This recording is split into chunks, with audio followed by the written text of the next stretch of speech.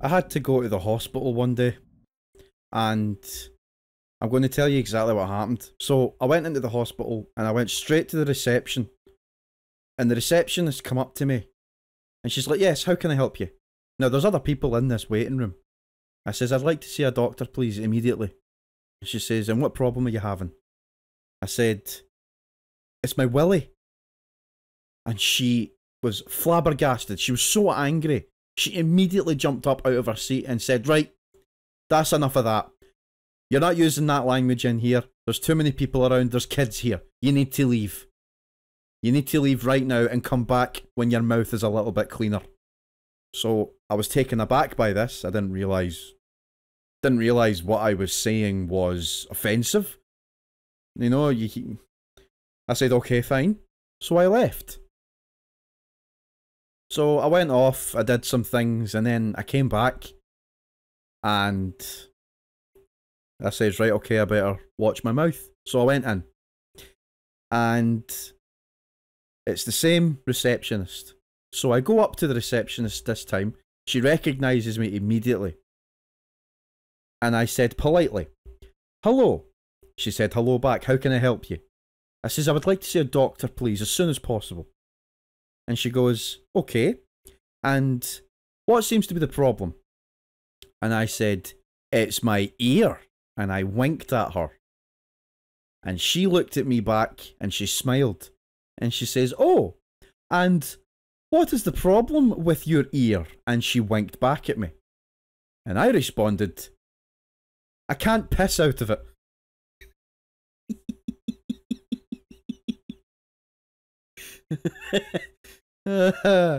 Oh, fuck. You know, I shouldn't really be joking about hospital visits because I'm probably going to have to go to a hospital at some point between now and Christmas if I can be bothered to report this problem that I've got right now. And no, it's not my fucking willy. I've had this pain in my right arm for well over, I want to say 10 years. Where are we now? 2021. I think I might have had this pain since 2009 or 2010, I want to say. And I've had friends come and go, and they've all heard about this problem. And to an extent, I've not, well, no extent, I haven't really, I can't explain how this pain came about, because I don't know. I just remember very vividly when the pain came. And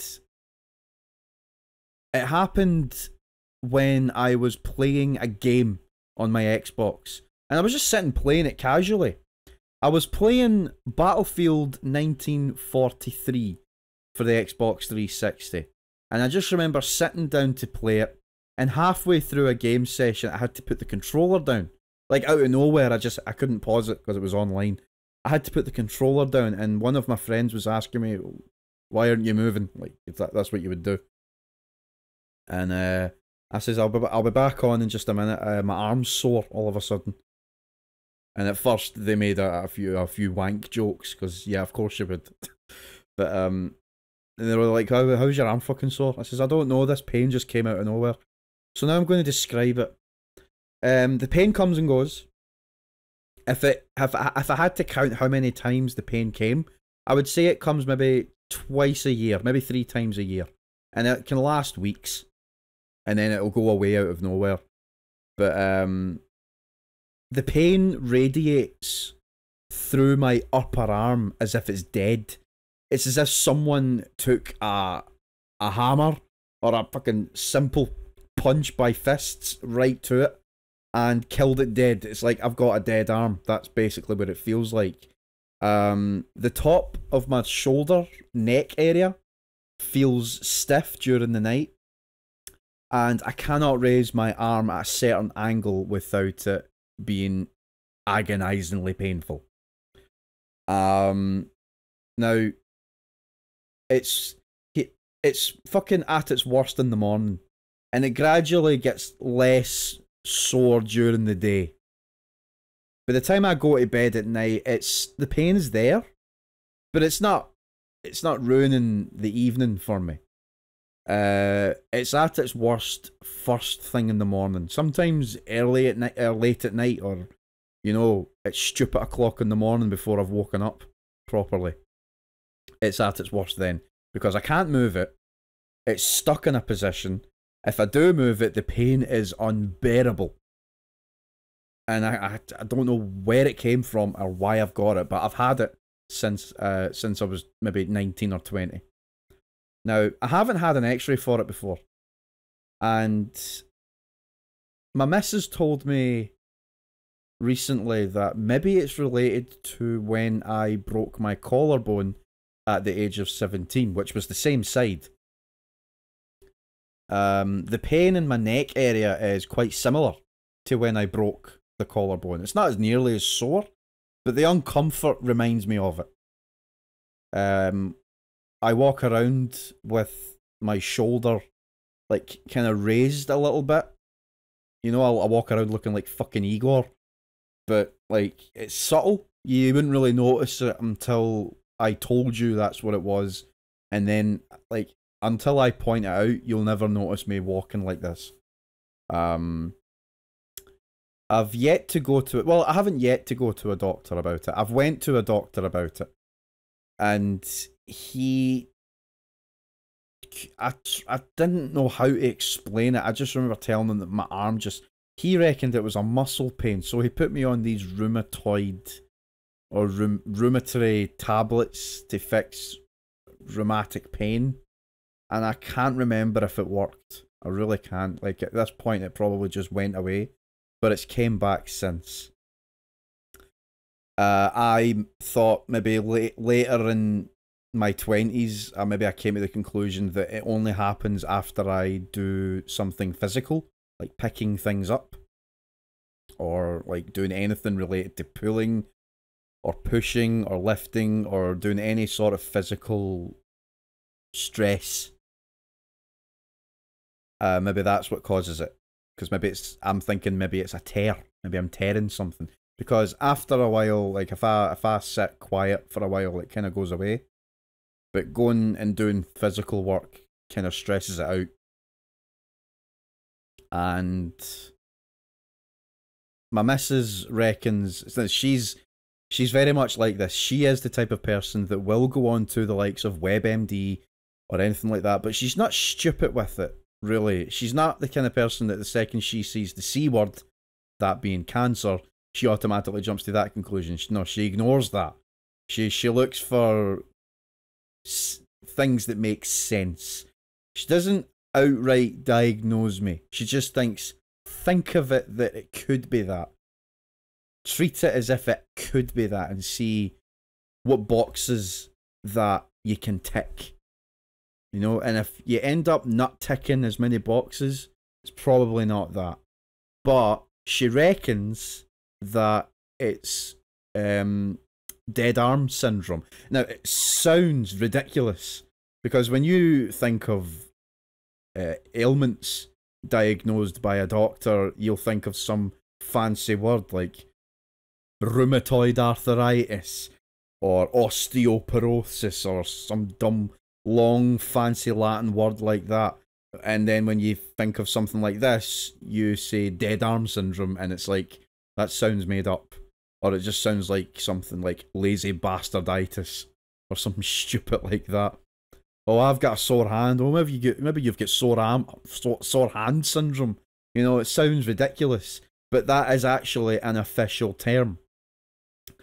Now, the thing I struggle to believe about it is that I have this, is that dead arm syndrome is common in certain sportsmen or sports people, particularly sports that involves throwing or using your arm in a fast motion, like swinging something, like baseball, throwing a ball in baseball or something like that, or rugby.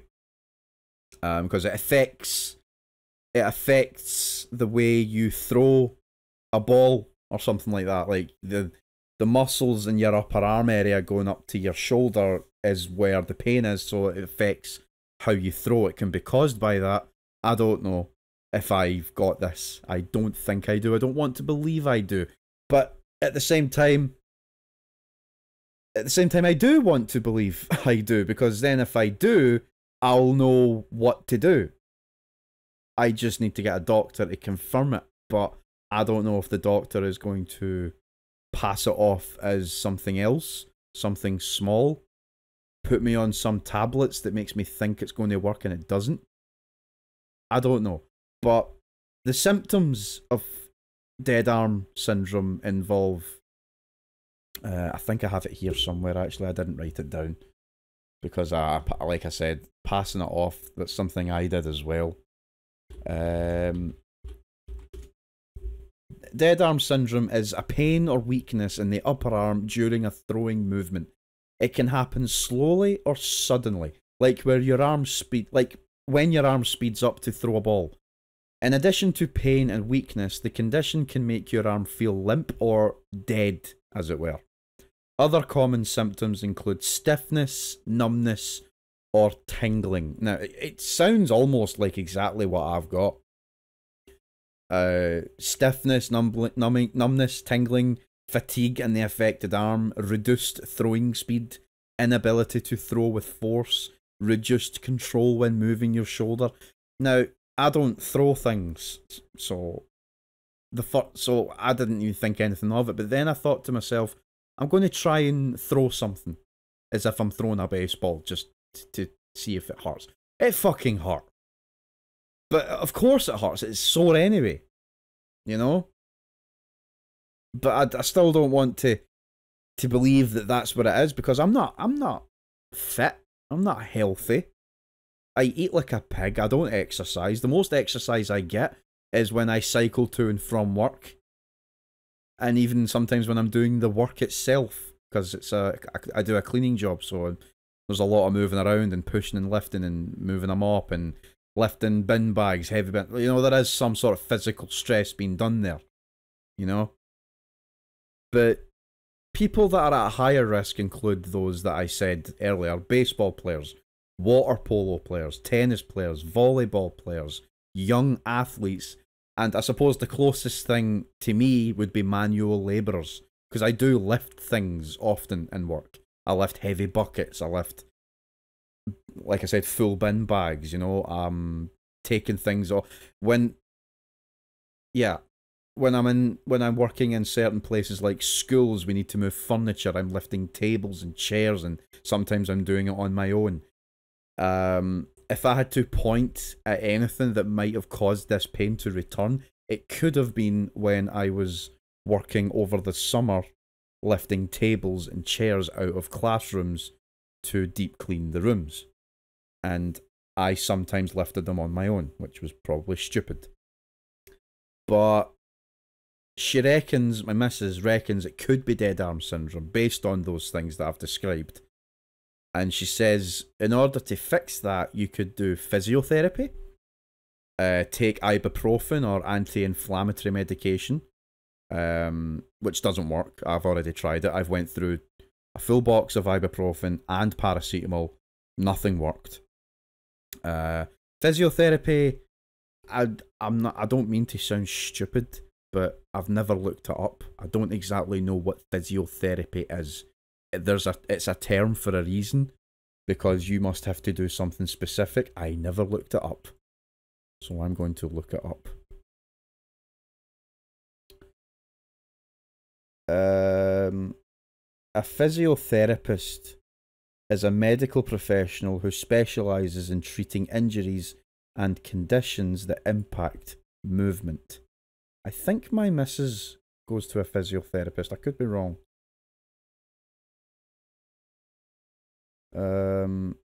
Physiotherapists achieve this by using a variety of methods, including having the patient do certain exercises, massaging muscles, using muscle stimulation devices, manipulating joints, teaching certain lifestyle activities like walking, posture, etc., stretching muscles. I just feel like doing all of that would make me worse, but that's just me. I mean, maybe that could work. But The cold spray as well is something that I have tried, and it does seem to alleviate it, but I don't know if it's tricking the pain signals in my brain into focusing on that instead of the pain in the arm itself, because when I spray a cold spray, it does give me a burning sensation, and it's not bad. It's got a strange comfort to it, but it is very hot feeling, and maybe it's tricking the pain part of my brain to say this is more important. I'm going to focus on this, and it's making me forget about the pain in my arm. So I don't know if that's tricking me. But the biggest recommendation, or not the biggest, but the last resort is surgery. Don't get me wrong. I would not say no to someone getting a scalpel and opening up my arm and fixing something that's whatever the problem is. I would not say no to it if that could be done. But I'm not going to make any stupid decisions. I need to go to a doctor first. But I'm too fucking stubborn to do so. But yeah. How can I go from talking about willies and ears to this? Like, either way, it's gotten to a stage now where it is actually finally affecting my ability to do my job, but not in a dramatic sense. I can still do my job, but the dull pain being there and the sharp pain when lifting heavy objects really makes me wonder why I didn't attend medical attention prior. Like, it's also gotten to a stage where it wakes me up during the night, like I said. Like, that combined with fucking acid reflux is misery in and of itself.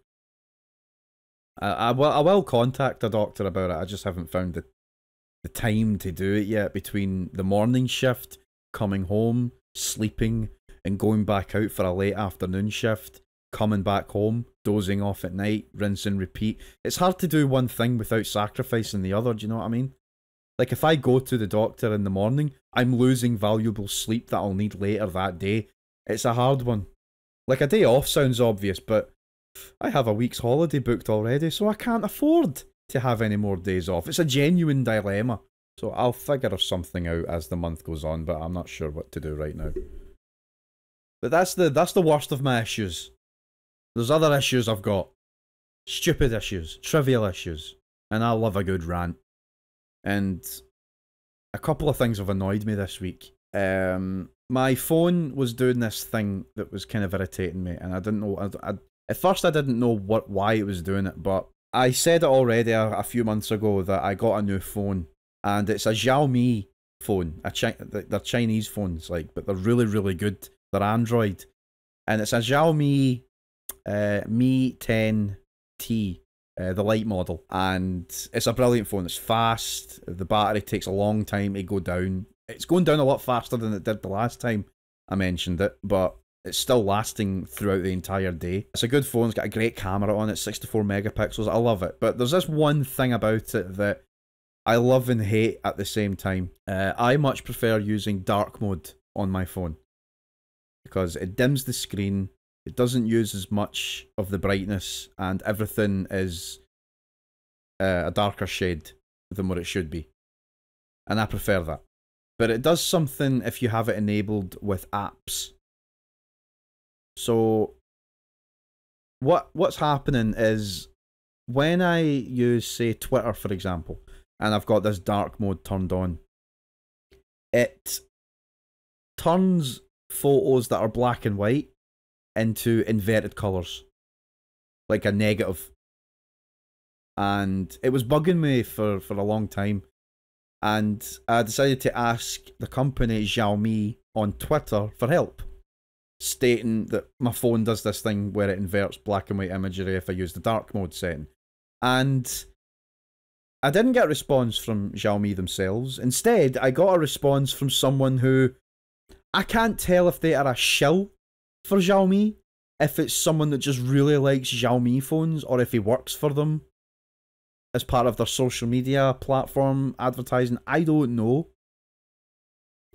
But going by his Twitter handle and his tweets, which he promotes the latest phone model of that company, his name was like something like Me 11T Ultra or something like that. But he responded to my tweet asking about this or giving out about it. And he said, not happening with me. It's not happening with my phone. Oh, well done, mate. It's not happening with your phone. Congratulations. It's happening with my phone. I don't know why it is, but it just is. But I don't know why he felt the need to come on and just not make the fucking thread any more engaging than it already was, which by that being none. Like, I hate it when people respond to a question with a sarcastic or smart-ass statement. There's no need for it whatsoever. But, like I said, I went on to Xiaomi's page, tweeted about it. Just generally, just complaining out loud, hoping that they'll see it and they'll say, like, please go into our help desk and we'll see what we can do for you, or something like that. All companies do it. I don't know why they don't, or didn't. So I'm going to transcribe exactly what it says. So here's me, it says, Xiaomi, dark mode is broken on the Mi user interface. It inverts black and white photos to look like this. The picture that I showed was the negative photos that I was talking about. Will this ever get fixed? It seems to be an issue for a long time. And this 11U Ultra guy comes on and goes, dark mode is fine. And I immediately got annoyed by that. That really pissed me off. Like, don't. Like, if you've not got a problem with it, then fine. You don't have a problem with it, but I do. And I'm not the only one that does. But he responded with dark mode is fine. And I responded with, I'm not the only one with this issue. I just provided visible proof that it does happen. Why are you contradicting me? This is how problems get ignored. And it is. Why, I said, Google it, search MIUI inverted colours, and you'll see for yourself. And for the record, I said, it does it with black and white colours particularly. And he responded with, for the record, and showed me a photo of a black and white image that was not inverted. Like, fuck you! I said, what the hell is your problem? He didn't respond to that. Instead, he responded to the other one where I said, Google it. He goes, I don't know what version of the user interface that you have, which I know doesn't happen. Which I know doesn't happen on the the Mi 11 Ultra and MIUI Enhanced Edition. We still have a fantastic tool in our hands, the Service and Feedback app, with a hug emoji. Like, prick, fuck you. You just go and you enjoy your Mi 11 Ultra. Okay? Fuck you. I got so fucking annoyed by it. Just unnecessary sarcasm. But in the end, I never got any help for it. I guess maybe if Xiaomi did see it, they probably saw that someone was just arguing, thought it was a troll thread and just ignored it. So if I was going to get any help, he fucked it up. But I found this fix, I suppose, maybe, that it only seems to do it for apps that already have a dark mode embedded into it. Twitter being a good example. Twitter does have a dark mode on its app. And I thought to myself, right, well, the app has dark mode. I'm obviously not going to need to have it enabled for my phone's dark mode, like the phone itself. So I disabled the phone's dark mode from Twitter, like from the Twitter app. And it seems to have worked. So dark mode works for my phone's front screen and all that. It dims the screen that way. But when I open an app, I can now use that app's dark mode and it doesn't interfere with anything like that. So that kind of worked. And I think that is the only way that you can have that problem not appear. I don't even think that Xiaomi considers it a bug. It's just basically do not turn on dark mode if you're going to use dark mode on another app. So just don't do it. So I fixed it anyway, but it's still annoying. And another thing that's annoying is my national electricity company. It's Wait, no. Hold on. I can say whatever the fuck I like. This is not slander. I'm telling the truth. This is Airtricity. Airtricity is Ireland's national electricity company, or at least one of them anyway. They deal with... I'm not up on this shit, but they deal in providing electricity and gas. They're an energy company founded in 1997, and they're a subsidiary of SSE. I've never heard of them, but that's who they are. Yeah, they distribute electricity, gas. It's Ireland's version of fucking Scottish Power or something. I don't fucking know. I don't know.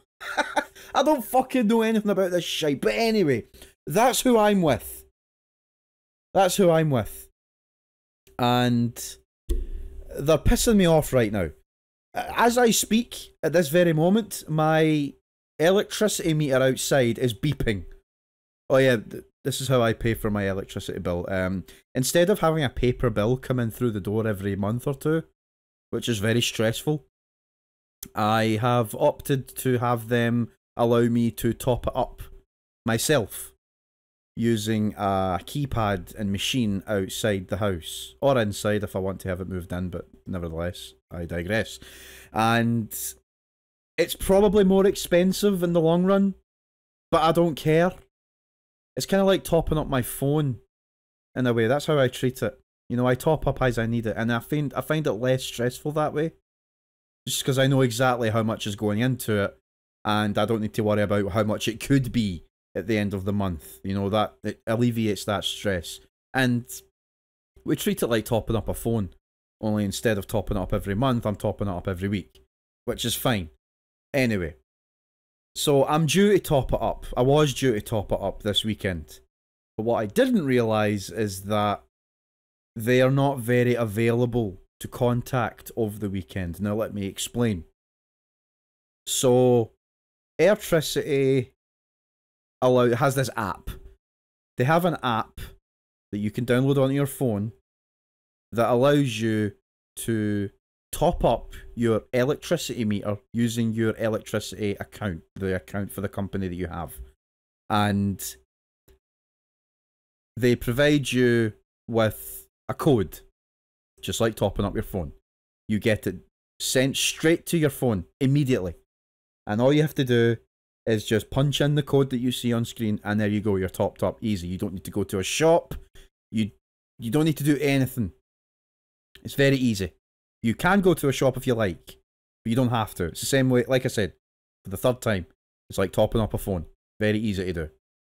And that's what I went to do this afternoon. I went into the app, put in the amount I wanted, and at this point it's supposed to say, thank you for your top up, here is your code. And I got a message back saying, thank you for your top up, your code has failed. Well, fuck. Okay. I thought maybe it's broke. I'll try again. Done the same amount. And the same thing happened. Thank you for topping up. Your code has failed. So now I've put in double than what I was supposed to do. And I says, okay, I may as well try and contact them. It's Sunday, so they're not available by phone. Okay, surely they're available by web chat. They are. It says on their website that they are available on weekends and bank holidays from 10 AM to 6 PM. Brilliant, I said. Okay, I'll open that up right now. I open up web chat, and the first thing I get is, thank you for contacting us. We are currently offline because we are either helping other customers or because our offices are closed. If you would like to, come back to us here later. Or, if you prefer, you can find us on @SSE Airhelp on Twitter and SSE Airtricity on Facebook. You can also contact us via whatever the fucking email it is. Our opening hours are 8 to 8 weekdays and 10 to 6 weekends. Thank you for your patience. I have no patience. Not for this shit. Not when you fucking blatantly and brutally lie to me right to my face about your availability, especially on the online sector. Because I then went to your Twitter page, and I sent you a message. And on the messages it says, sent but not seen. Now, bear with me, I don't know if you can actually see if they seen the message, but either way, they haven't gotten back to me. Likewise, I went on to Messenger, Facebook Messenger, and sent them the same goddamn message. Hi, I just topped up my meter today and the top up was successful. However, the message beneath it said, power code failed, please contact our customer service team. What will I do? My machine is currently beeping. I tried to top up again and it still didn't work. So now I've wasted a total of about 50 quid on top up credit with no codes. Now, there is a silver lining to this. I'm probably silly and getting annoyed as I am, because there will be a solution to this. It just doesn't stop it from being a pain in my fucking ass. That pain being that the earliest they will be available to be phoned or phone called would be 8 o'clock tomorrow morning, which I will make an attempt to do. But having said that, the other silver lining is that they have this system in place where if you do so happen to run out of credit on your machine, they normally cut it off after a certain time. That's fine. That's fair. You only got to keep it up. You can't get your electricity for free. But they also have this thing during the weekend where should your electricity run out during the weekend, we will not cut it off until Monday the following morning. So or Monday morning. So if your electricity runs out Friday evening, say, they will not cut your electricity out until Monday at 9 o'clock in the morning, even if it's long off. I can't remember what it is they call it. It's something along the lines of friendly credit hours, which basically means that they know fine well that this can happen and we can't get in contact with them because they're not available.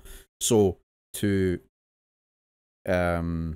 compensate for this, they'll allow us to hold on to the electricity until 9 o'clock the following morning, by which I have an hour from 8 o'clock till 9 o'clock to get on the phone to them for them to reassign me a code, 2 codes actually, so that I can punch it in and keep my electricity up. It's a silly, trivial issue that shouldn't be this difficult to solve. But what pisses me off even more is the fact that they basically lie to you on their website where it says that they are available from 10 AM to 6 PM on weekends and bank holidays, and there's no sign of them. And as I currently do this podcast, it is 17:55. And I just checked to see if they were available. Not available. Useless. Still doesn't stop it from being fucking annoying. Anyway, we're almost half an hour into this goddamn podcast and I haven't even done the introduction yet. So, if this is your first time here, then welcome to the GB Gaming Podcast. This is episode 18 for the 19th of September 2021, and this is Dave, your host, talking to you on GB Gaming, where video games come first. And it's quite a quiet week for me personally. Now, not quiet for other people, I suppose, but quiet for me. The only highlight of the weekend, I suppose, was the THQ Showcase. And even then, it didn't really tickle my fancy that much, apart from maybe 2 games. Maybe 1 game at least. And that's what I'm going to start by talking about first. So, a few games were announced for during the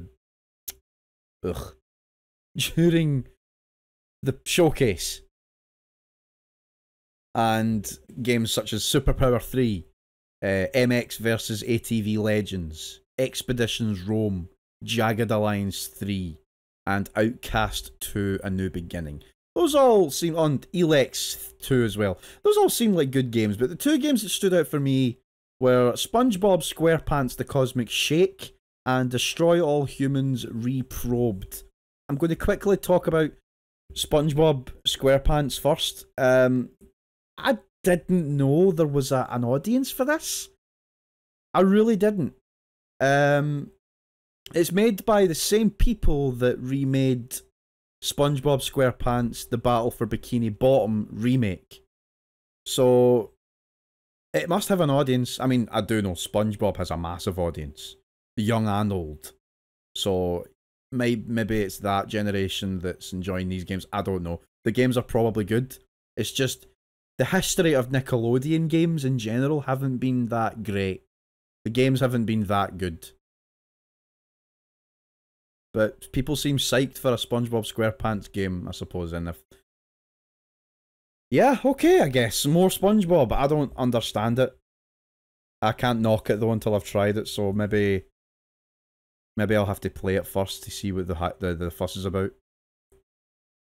But what did tickle my fancy was Destroy All Humans 2 ReProbed. And we kind of seen this coming anyway. I mean, we already got the Destroy All Humans 1 remake, which was really good. I haven't finished it yet. I've still to go back to it, but I have played the original, and the original was really good. And I have played a little bit of the sequel. So I'll probably get this, no doubt about it. But it's coming to PS5. I don't think it's coming to PS4 at all. So I'm going to have to get a PS5 for this. How I'm going to fucking do that, I don't know. But it is coming to PC, so if I don't get to play it on PS5, I'll at least maybe try it out on PC if my PC can run it. Well, I don't. Who am I kidding? I'll probably will get a PS5 at some point. So I've got that to look forward to, whenever that may happen. I've still got games in the back burner that I haven't tried, that I'd love to try, that I'm holding off on trying because I want to play the PS5 versions. That being Spider-Man as well. Now, I've already beaten Spider-Man on PS4. And I want to go back and play it again, but I kind of want to wait until I can play it on PS5. Gives me a reason to go back and play it. The only downside is that I won't be able to play New Game Plus, because I'll be playing the PS5 version, not the PS4 version. It doesn't really matter. But yes, Destroy All Humans ReProbed. And I'm looking at an article here on Screen Rant, and it says, Crypto will return in Destroy All Humans 2 ReProbed on PlayStation 5, Xbox Series X, S, and PC, as a full remake of the second game in the classic series was announced during THQ Nordic's 10th anniversary stream. Jesus, 10 years already? It's flown in for that company. This confirms PlayStation's accidental Destroy All Humans 2 leak. I didn't know anything about it. And the remake will take Crypto 10 years into the future to the West Coast. England, Japan, Russia, and the Moon. Destroy All Humans 2 is often considered to be the strongest of the mainline trilogy. What trilogy? There's 3 of them? I didn't know there was 3 of them. I thought there was only 2. Wow, I am really out of the loop here. And the remake will apparently strive to preserve fan favourite moments with updated graphics and improved gameplay. Destroy All Humans 2 ReProbed was just one of 6 new announcements made during THQ Nordic's digital showcase, with several other games also being retro revivals from THQ's past. Outcast 2 and Jagged Alliance 3 are all new takes on long-forgotten sequels to cult classic titles, continuing the publisher's tradition of reviving older, niche games for modern audiences. On the other side of the coin, Spongebob SquarePants: The Cosmic Shake is a brand new platforming adventure following on the heels of Battle for Bikini Bottom Rehydrated's success. I mean, if that's what you're into, I suppose. I like some THQ games, but they wouldn't be my favourite video game company. Not for anything bad, it's just most of the games they release are not particularly my cup of tea. I mean, yeah, I played all the SmackDown games when they were released. That was a given. I was a big wrestling fan.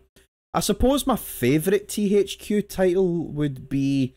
So I'm not going to jump the gun just yet. I'm talking about old THQ games. I guess it would have to be Saints Row, maybe? I really like Saints Row, particularly Saints Row 2. See, this is what I'm talking about. There's not a lot of games that they've published that I've actually really remembered.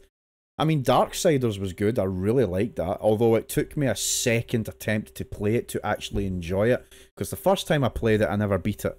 I didn't really like it that much. But when I played it again on PS4, wow, it's aged very well. Lovely looking game. Brilliant gameplay. Loved it. If you haven't played Darksiders, it's... How do I explain it? It's like a mix between a Zelda game and God of War. Well, no, hold on a second. I'll rephrase that. Darksiders plays more like a God of War clone. And Darksiders 2 plays more like a Zelda clone, in a way. Kind of. I don't know. It's hard to explain. But if you've played God of War, you'll probably like Darksiders. It kind of plays like it. But Darksiders 2 changed the gameplay up significantly. It's more open-ended. Plays a little bit like Zelda that way. And then they made Darksiders 3. That was THQ Nordic. And that one plays more like a Souls game. So each Darksiders title has a different genre, which I quite like the sound of. Which means I would probably like Darksiders 3, because I really like Dark Souls, despite the fact I've never beaten it. I digress. So, yes. THQ had their showcase, with Destroy All Humans being a highlight for me, because I really liked the first game. I need to go back and beat, but I know I'll like it. Moving on. Now, like I said, I know this episode was quiet. It actually really is quiet. I did not know what else to talk about for this episode, so I've decided to create my own topic. And it's quite a big one. Well, for me anyway. Like, it's not a big one, it's just I'm not really good at making up topics to talk about. That's why I rely on the news portion of this podcast, so that I've actually got something to talk about. But I say, for days where I'm actually struggling to find something to talk about, I'm going to try and do my own topics as well. And one of them is this. So, we all know about all the classic consoles. And we all know what ones we would like to see, and what ones we wouldn't like to see. Thankfully, the former is more popular than the latter, in that there's a lot we would love to see. And I've put down a list of consoles that I would like to see get the classic/mini treatment. So what do we already have that's actually mainstream-ish enough, like popular enough? So we've got the NES Mini, the SNES Mini, the Sega Mega Drive Mini, the PlayStation Classic, the Commodore 64 Mini, what else? The Core 2 Duo, or whatever the fuck it's called. Depends on where you're from, but the TurboGrafx 16 Mini. And there's a few other minis as well. There's the PlayStation Mini, if I didn't mention that. And there's a few others as well, which are either in the works or they're out, but they're not that popular. I would dare say the Commodore 64 is probably the weakest in terms of popularity. But that's just me. But I have one, but I don't play it that much. I have all my classic consoles out on display except that one. I guess I just wanted it for the novelty of having one. But anyway, these are the classic consoles that are not out yet that I would like to see. And I'll start by saying that I would like to see a Master System classic console. And I don't know what games they could put on it besides the ones I've listed here. Because I never grew up with a Master System, so I never played one. And that's one of the reasons why I would like to get a Master System Mini. Because some of the games that are on Master System that I would like to play are really expensive today. And I don't think I would want to put down the money to buy these games just to play them. Because they're really dear, and I don't think the money's worth it. But the game, I've put down 5 games here that I would like to see on the Master System Mini, if one was to ever be made. And they are Sonic 1, Sonic 2, Master of Darkness, Golden Axe Warrior, and Alex Kidd in Shinobi World. Now, Sonic 1 and 2 I've put down on the list because that's obvious. Of course you're going to put those there. You have to. Just don't put Sonic Chaos there. Yeah, I've already spoke about them on my Master System review, and the synopsis of my opinion basically lies with the fact that I like Sonic 1 better than Sonic 2 on the Master System. I think Sonic 2 is far too difficult. And I just think both games are a little bit too floaty for my liking. But I think Sonic 2 is way more difficult than it should be. And Master of Darkness, I only discovered this game about 7 years ago, or thereabouts. And I discovered it through my fiance, who said to me that, well, we're talking about computer games, we're talking about the Master System. And I was like, and I said to her, what games do you remember playing on the Master System? And she described this game in particular. She says, I remember this one game that I used to play, and I can't remember the name of it. And she described it. She said, I can only describe the first level. You're on a dock, and you're walking around hitting people with a stick. And I must have spent a good solid hour or two looking for this game based on its description, and I finally found it. It's Master of Darkness, and it's basically Sega's answer to Castlevania, at least back on 8-bit. Because Nintendo had exclusive rights to Castlevania. Sega didn't. Not at the time. So they created Master of Darkness, which basically plays like a Castlevania game. And I've always wanted to play it. And I think a Master System Mini would be a great method to play it right now, because Master of Darkness in and of itself is really expensive, and I don't think I would like to put money on that. Golden Axe Warrior is basically a Zelda clone in the guise of the Golden Axe universe. And I'd like to play that simply because I don't really particularly, now hear me out, I don't really like the original Zelda. I get it.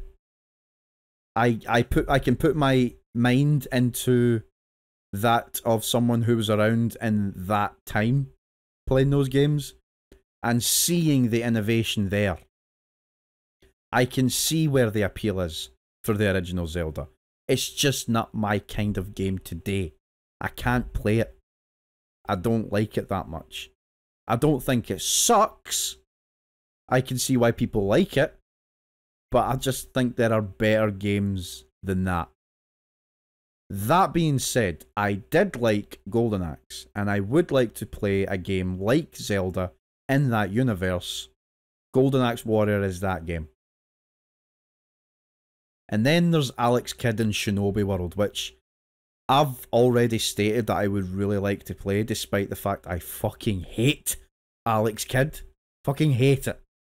Don't like it at all. Do you know what's funny? I beat Alex Kidd in the Enchanted Castle this year, like about a month and a half ago. And I thought to myself, maybe I'll fucking like it. But no, it's still as fucking shite as it ever was, and I just don't like it at all. I've never liked it. I've never enjoyed it. But Alex Kidd in Shinobi World seems like, you know, the standout bad thing in something, in a group of things, would be called a black sheep. This would be the opposite for this case. It's the only good Alex Kidd game out of all of them. And it just had to take place in the world of a different series or franchise altogether. But I've played it a little bit. I've only played it a snippet. I can't remember where or how I played it. But the platforming is much better. The action is much better. You know, it just looks more fun to play than the rest of them, and it's regarded as probably the best in the series as well. And the funniest part about it is that it was never released on a Mega Drive, despite being released after Enchanted Castle. I just think that's fucking hilarious. Obviously, Master System is where Alex Kidd was best played, because despite the fact that I don't like any other Alex Kidd games on the Master System, I can truly say that they are better than what was released on the Mega Drive. I think Alex Kidd in the Enchanted Castle is regarded as the worst, despite being on a better performance system. It's just shite. But I think Shinobi World is the only good one out of them all. I've tried to play Miracle World, but I just don't like it. But those are the 5 games I would like to see on a hypothetical Master System Mini. And I would also like to see a Sega Saturn Mini, because I never got to play a Saturn growing up, and I think if I was to put money on buying a Saturn nowadays with a bunch of games, it would cost a lot of money. So a Saturn Mini would be something I would like to see.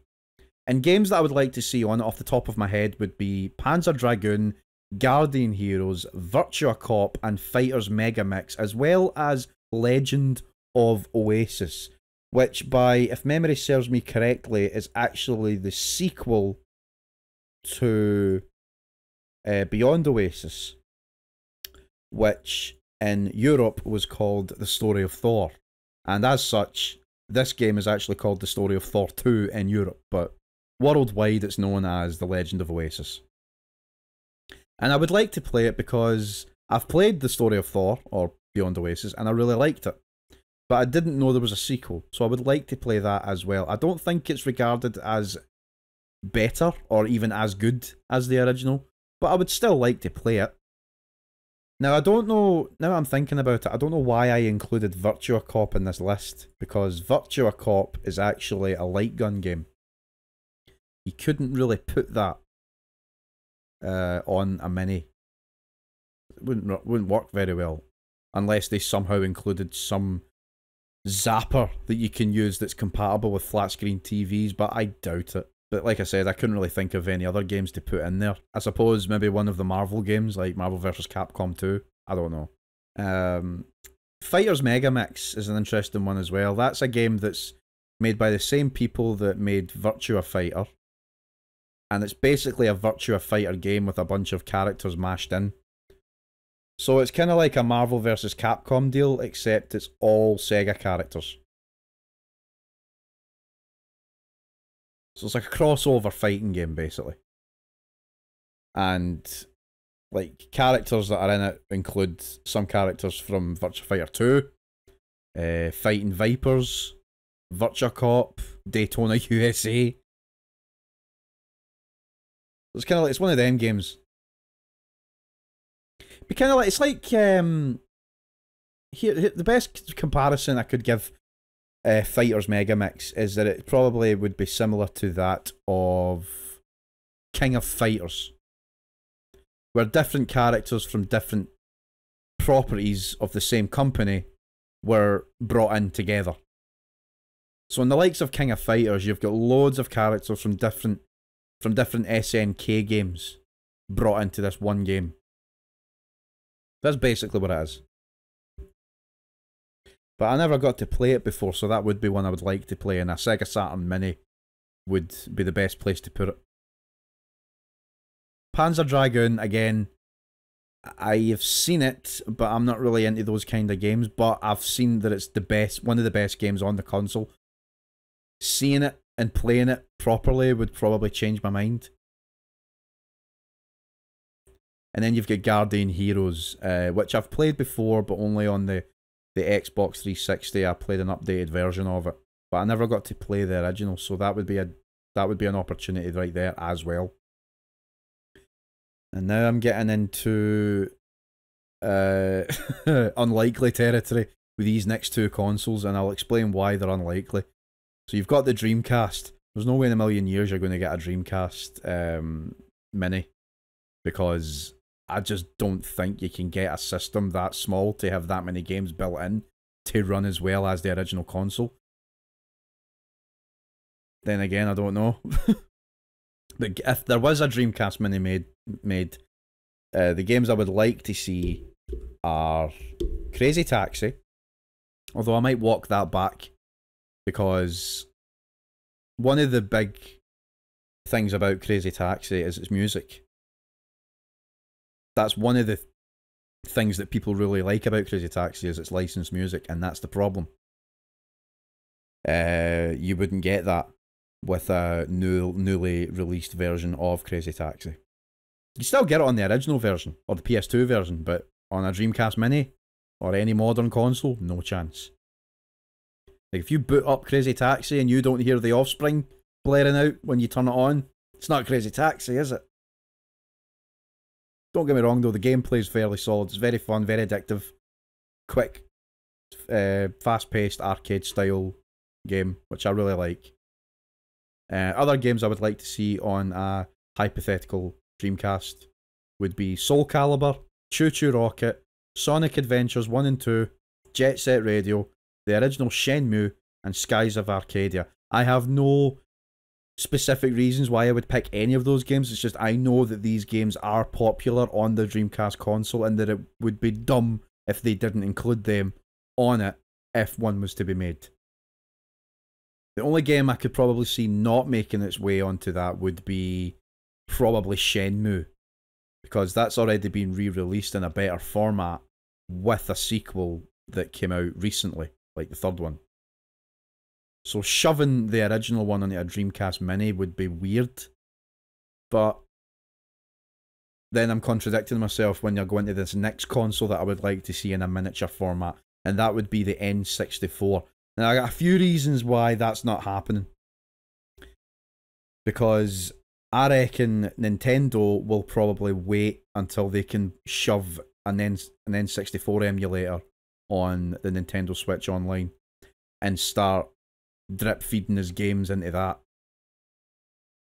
The N64 Mini, if it was to come out though, would have a bunch of games that would be contradictory. Banjo-Kazooie, Super Mario 64, Conker's Bad Fur Day, Ocarina of Time, Perfect Dark, Star Fox 64, Paper Mario. If I could take games out of here that would never make it to an N64 Mini, I would say Banjo-Kazooie and Conker's Bad Fur Day and Perfect Dark would never make it to an N64, despite the fact I'd like to see it on there. But I don't think you would see it on there, because those games are made by Rare, and the best way to play those games right now is the Rare Replay Collection. Super Mario 64 would never happen because you can already play that on the Switch. Ocarina of Time, possibly. If they were to make an N64 Mini, you might see Ocarina of Time. My contradiction to that was that the best version of that game, in my books, is the one on the Nintendo 3DS. That's the one I have, and that's the one I'm really liking. Star Fox 64 and Paper Mario will probably be the most likely to be there, because you can't really play them on anything else. Not in my book, not from my perspective anyway. I don't think so. But those are 4 consoles I would like to see get the classic treatment, because I would be interested to see what they would shove in there, or what else they could possibly add. I would like to see it, personally. But what I wouldn't like to see get made into a classic console, and this shocks me, like, it shocks even me, because I love this console. It's probably my favourite console of all time, behind the Mega Drive. The PlayStation 2. I would not like to see that get a classic treatment, especially if Sony are up to the task of doing it, because look at the state of the PlayStation 1 Classic. Look at what they did to it. You know, a bare bones user interface, no scanline features, no really display options of any kind. You know, digital controllers. Okay, you're trying to mimic that of the original console, but you contradict that by putting games in there that were released way after the analog stick was introduced for the console and play better with said analog stick, yet you won't let us use an analog controller on it. Not unless you hack the thing, which is ridiculous. But the PlayStation Classic not only had issues where the user interface was kind of shite and the controllers were outdated, but you put games in there that didn't run properly or didn't run correctly. Yeah, you put in 50Hz games in there instead of the 60Hz versions. You put in the European version of Tekken 3, which is fucking criminal. Absolutely criminal. I don't understand why they did that. And it's not just Tekken 3, there's other games in there as well that got the 50Hz version. I do not understand that at all, that mindset. It was created, if I'm not mistaken, it was actually created by Sony. Let me just double check. I don't want to eat my words. I don't want to eat my words. Yes, it was developed by Sony Interactive Entertainment, which is housed in Japan. And Japan run all their games in 60Hz. So why did they use the 50Hz versions? Why? Not only that, but they put in quite possibly one of the worst emulators ever. It doesn't run the games very well at all. They've shoehorned in an open source emulator called PCSX Rearmed into this console. I don't know why. It runs terribly. It's a very bad mini console. Probably the worst one I have. Well, I know I said that the Commodore 64 is my least favourite mini system. But at the very least, it fucking works. The PlayStation Classic doesn't work very well at all, and I very rarely I might have farted around with it because I fucking hacked the thing. I just wanted to get my money's worth, and my money being €30. I paid €30 for this thing, and it was fucking worth it, because that's all you get out of it. Personally, the only game I find any enjoyment out of it was Grand Theft Auto. Now, yeah, I get it. Crazy. Metal Gear Solid is there. But you can't play that with a D-pad. You just can't. You play Grand Theft Auto with a D-pad. That's easy. There's a lot of games on there that there's no point in playing. Like Final Fantasy VII. What's the point? What is the point in playing that on a PlayStation Classic when you've got umpteen versions of the game literally everywhere else that are much better? Not including the remake. Oddworld's Abe's Odyssey. Again, very much available on everything else. Even the remake. Tekken 3, the PAL version. Why? You've put the original Resident Evil in there, which is really weird as well, because the best way to play that, in my books, is the remake. Destruction Derby. Why? So that's why I'm thinking, no, do not create a PlayStation 2 Classic, because you'll only fuck that up as well. You know, you'll use a terrible version of PCSX2, and you'll fuck it. That's why I don't want a PlayStation 2 Mini. Now, I still think I haven't really been fair in the topics that I've been covering on this particular episode, because if I ended it now, that means I would only have really spoken about the THQ THQ Showcase and classic consoles I'd like to see. That's not really content, is it? So what I've done is I've created another segment that I would like to call games that I would like to see remastered or remade. And I've only listed a few, not a lot, like 4 or 5 games that I would like to see get the remaster or remake treatment. And let me start by saying that Manhunt, I would like to personally see get remade.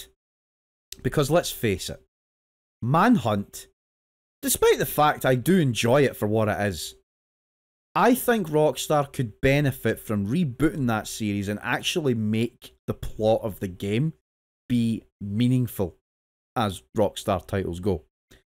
Like, the original Manhunt was borderline mindless, and I'll admit, it was violence for the sake of being violence, if I had to back myself into a corner.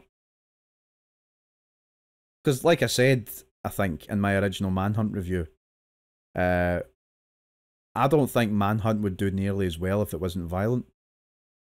I don't think. Did I say that? I'm very bad for mixing up my facts. Never mind. But what if there was more weight added, though? Have a morality mechanic thrown in, where you have the option to do the opposite of what you're told, and have the game contain multiple outcomes and endings. I love the premise of Manhunt, but in the end it seemed nothing more than an excuse to have this ultraviolet bloodfest, which I'm fine with personally, but I'd like a little more depth in this hypothetical remake, if one was to be ever made. You know? Let's not have Manhunt be buried as this game that shouldn't be played. Bring it back and make it something that could be played, and not have to run into the same problems it did all those years ago. Make it a decent game with a real story. And speaking of Rockstar, I would also like to see Grand Theft Auto 3, Vice City, and San Andreas remastered. Remastered now, not remade. I mean, despite the fact there are, or is, currently high speculation of these games coming this year, the fact that it hasn't been officially announced means that I can slot it into this list. Because we don't know for certain.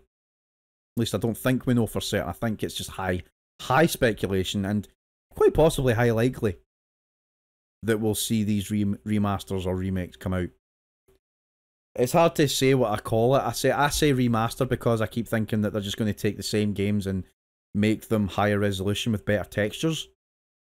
But the fact that the rumour is that they're getting remade on an Unreal Engine makes me think that these are remade. So I don't know what the fuck it is they're doing. But either way, to play these games in a brand new format with much better visuals or whatever the fuck it is they're doing, I'm all for it. Updated control schemes, you know, have every single one of them play the same. The San Andreas control scheme is much better than Vice City and GTA 3 combined. So have them all play like that. It's possible, because I've played the PC versions of GTA 3 and Vice City, and I modded them in such a way that they could be played in that way. Full DualShock, or full dual analog support, where you can use the right analog stick to control the camera, the right triggers to drive analog, you know? Right triggers to shoot, I don't know, but it's doable. Please do that. Sonic the Hedgehog 1, 2, and 3, and Knuckles. I'd like to see those get a remastered treatment. Now hear me out. Give us the same 3 games with the aesthetic of either Sonic Mania or Sonic 2 HD, that fan-made project that hasn't really been properly released. Widescreen, 4K textures, HDR, all of that jazz. Sonic fans would eat that shit up. We already did for Sonic Mania. It's clearly obvious that the classic Sonic games are much more beloved than the 3D iterations that were released after. And speaking of classic, what about Streets of Rage? No, not Streets of Rage 1. No, not Streets of Rage 2. And not Streets of Rage 3. I'm talking about Streets of Rage Remake. Now, this isn't a remaster or a remake per se that I'm talking about here, because this game is already that. It is already a remaster / remake. Now let me explain what Streets of Rage Remake actually is. Streets of Rage Remake was not really a remaster or remake per se, but even then, still, I'd love this to happen. And what I would love to happen is I would love Streets of Rage Remake to get officially released on all modern platforms. So let me explain what Streets of Rage Remake actually is again. For those of you who are unaware, Streets of Rage Remake is an unofficial fan-made creation, which basically combines Streets of Rage 1, 2, and 3 into one game. Adding new features, including the ability to play as any character that was playable between Streets of Rage 1 and Streets of Rage 3, as well as the ability to change the look of each character with a colour palette editor. I'd be here all day, like, describing this game, but if you're a fan of Streets of Rage, you should definitely look this up. Like, unfortunately, it's only available on PC, and you'd have to do a bit of Googling to find it, because Sega actually shut it down. They told the creators of the game to cease production and shut it down, so unfortunately, it never made an official release if it was ever going to. And my hope is that one day someone, even if it has to be Sega themselves or the creators of Streets of Rage 4, would pick it up and officially release it to all modern systems so that more people could play. It is packed full of content and is a love letter to fans of the series. And if you're a fan of Streets of Rage and you haven't touched this, get on a computer, download it, and play it. It's fucking tremendous. It is the unofficial best game out of all Streets of Rage titles. It's amazing. You should try it out. Metal Gear Solid. Now, as with GTA 3, Vice City, and San Andreas, this one is yet another rumour. Only the GTA rumours are more likely at the moment because more information has been pumped out about them and the fact that they're going to be developed by Rockstar Dundee and that they're going to be made on the Unreal Engine. And it's very, very, very, very, very likely that they will get a release between now and next year. But we've all heard, we've all seen Metal Gear Solid and its GameCube remake. Both games haven't really aged well for different reasons according to different people. Well, let me explain. Metal Gear Solid 1 for the PS1 hasn't aged well visually, and a lot of new players might find it a struggle to jump into the series if they had to play through MGS1 first. And that's pretty much the only reason why I think that Metal Gear Solid 1 would be good for a remake based on that alone. But then you could say play the GameCube remake, and you could.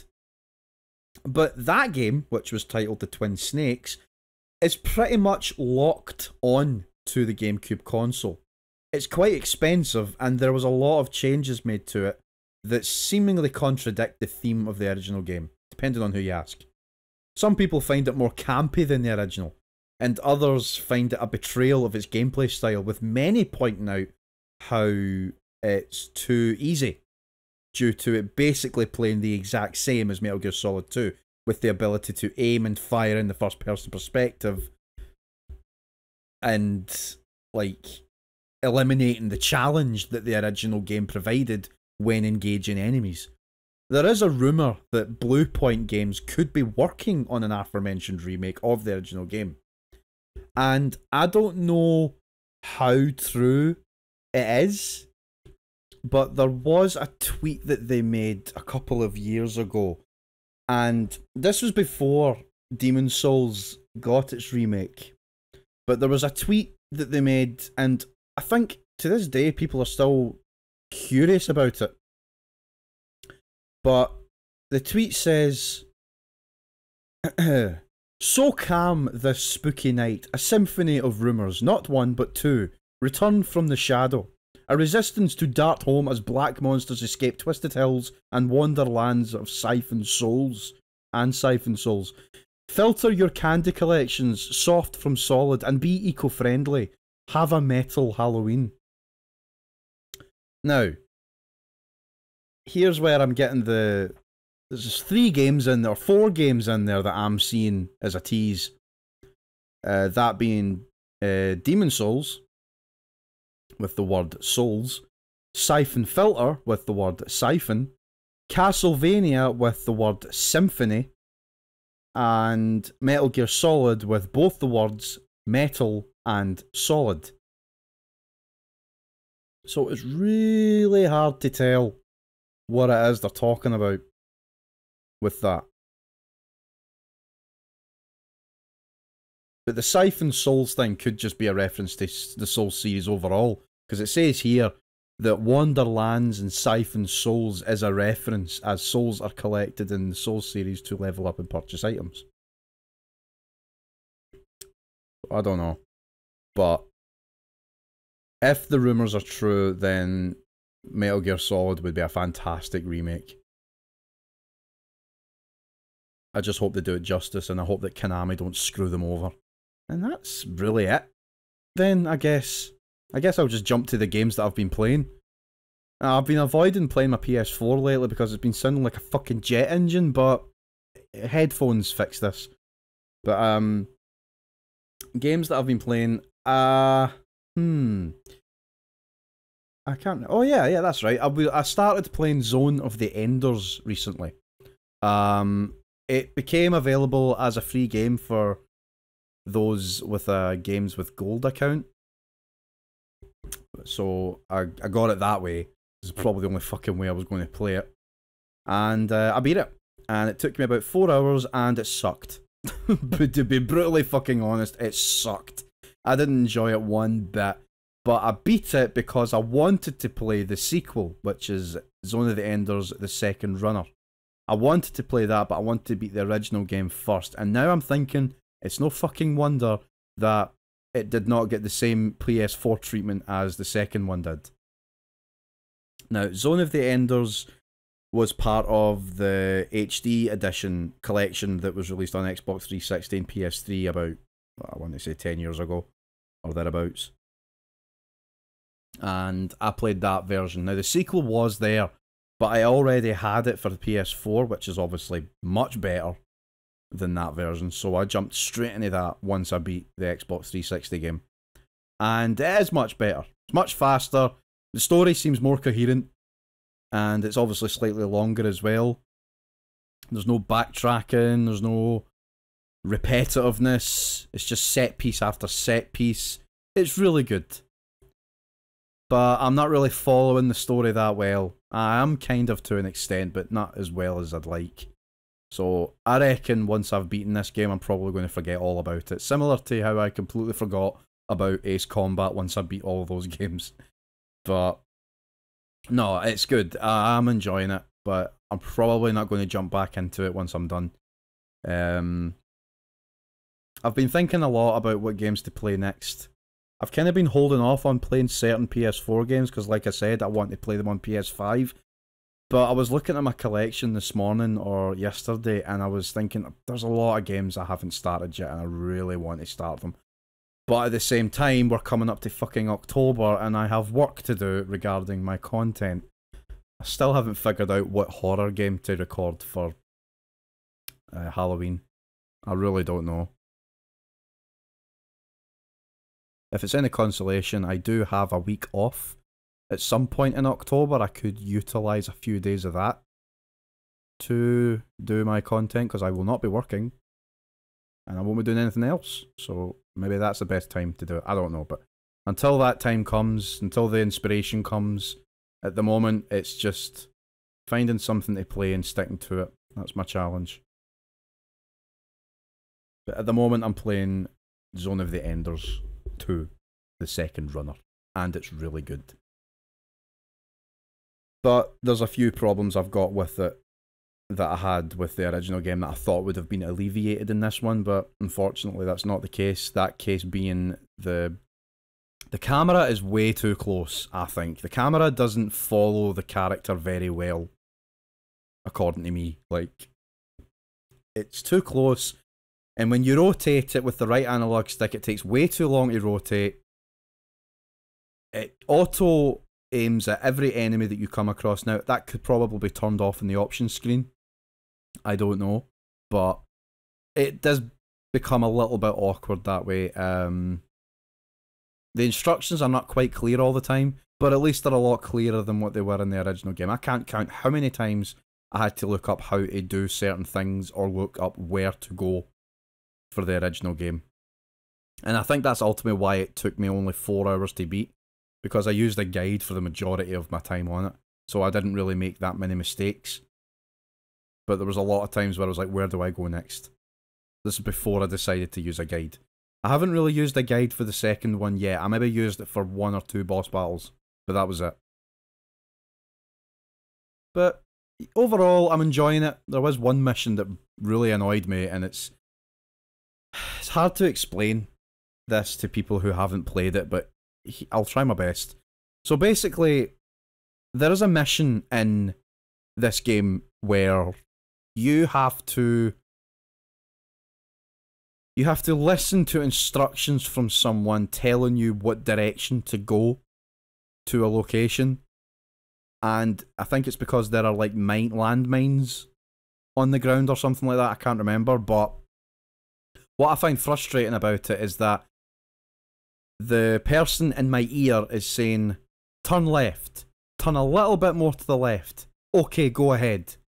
And then immediately they'll go, stop, turn a little bit more to the right, turn a little bit more to the left, okay, go forward, stop, redirect yourself, turn a little bit more to the left, turn a little bit more to the right, go ahead, stop, turn more to the right, okay, go, stop, and so on and so forth, and it gets annoying fast. But I hope I've done it. I just hope I don't have to do anything like that again. That was really annoying. One thing I would describe Zone of the Enders from a graphical standpoint is that it's obviously created by the same buggers that made Metal Gear Solid 2, because there are a lot of graphical sequences in this game that are very, very similar to Metal Gear Solid 2. The sound effects, the main menu, the font, the game over screen, everything about it reminds me of Metal Gear Solid 2. And it makes sense because it's developed by Konami, and the story, or at least was produced by Hideo Kojima. Why am I not surprised? Of course it was. And that's what drew me to Zone of the Enders, because of the similarities in the style being that to Metal Gear Solid. And I love Metal Gear Solid. And if Metal Gear Solid and Zone of the Enders, if you were to tell me that those two games, those two franchises, shared the same universe, I would believe you. I really would. I would believe that Zone of the Enders takes place in a far-off future from Metal Gear Solid 4. In an age where Raiden is probably rife with, like, him being the centre focus. Think Metal Gear Rising Revengeance. I think sometime after that, that's where you could see the start of Zone of the Enders storyline take place. They could share the same universe. And it makes me wonder, am I the only person that said this? I'm curious. Here we go. It's a fan theory in and of itself. This is interesting. So, right, this is on the fan theories subreddit. And it says, this was 9 years ago, wow. It says, Zone of the Enders and Metal Gear are in the same universe. First, you have to consider that they were both created by Hideo Kojima, made by Konami, all that. There's also the Jehuty model on Granon's desk in Metal Gear Solid 3, but you could dismiss that as just a cameo if you want to be cynical. Well, of course, because that game's set in the 1960s. There's no way that Zone of the Enders is set in the 1960s. I digress. But what really sells me are the similarities between the Metal Gear Ray design and the orbital frames in both Metal Gear Solid 2 and Zone of the Enders. Oh, sorry, and the orbital frames. Both Metal Gear Solid 2 and ZOE were created at the same time, which Kojima says accounts for the similarities. But the way I see Zone of the Enders is the future of the Metal Gear verse. That's literally what I just said. Where the Metal Gear technology later led to the development of the orbital frames. My favourite implication about this is imagining a Grey Fox, Cyborg Ninja, Raiden incarnation with zero shift capabilities. God damn, that would be awesome. Do you know what? I'm so glad that it's not just me that had this theory. I would believe it. And I'm not the only one that says it. Loads of people have been saying this. Wow, I thought it was just me. I really did. That's incredible. The graphical style, the way everything looks. It reminds me specifically of like Metal Gear Solid 2. And there's Easter eggs in both games, I think. Or at least in Metal Gear Solid. There's loads of Easter eggs in that one. Yeah, awesome. But Zone of the Enders happens in 2100 AD, with a fully colonised Mars and semi-colonised Jupiter. So, it could be possible. Anyway, I think I'm done. I'm losing interest, not interest, I'm losing out on what to talk about. This was a very quiet episode of the GB Gaming Podcast, despite the fact that it's been on for nearly an hour and a half. But I'm going to finish this up, go downstairs, have something to eat, come back up, play some more Zone of the Enders, and then have a relaxing evening. And I hope you do the same. And if you made it this far, then thank you very much. And until then, until the next time you decide to listen to this or watch more content, thanks very much. This has been Dave talking to you on GB Gaming, where video games come first. Thanks again, and I'll see you whenever I see you. And don't forget to subscribe to me on YouTube if you want, or look me up on Spotify for more episodes of this podcast. Thanks again. Goodbye.